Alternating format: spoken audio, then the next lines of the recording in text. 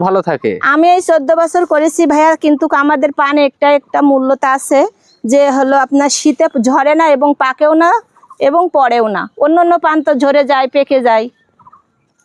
আপনার এই উপরে তো একেবারে নোংরা পরিবেশ, এটা তো ঠিক করা দরকার। হ্যাঁ ভাইয়া, আমি এবারে মনে করছি যে আমি আবার একটু নতুন বরস করতে চাইছিলাম, তার জন্য মানে এই বরসটা নষ্ট করবো বলে তেমন একটা ঠিক করিনি, কিন্তু এই বছর আর করছি না। আমি সামনের বছর আবার 2 বিঘা করব।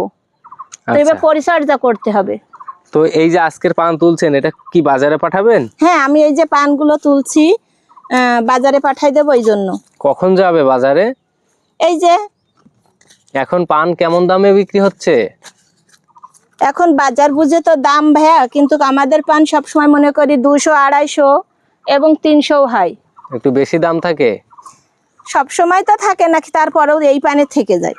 আচ্ছা, তো আপনি যদি আমাদেরকে একটু বলতেন, দেশে অনেক বেকার ভাইরা আছে বা অনেক নারী উদ্যোক্তারা আছে, তারা যদি চায় কৃষি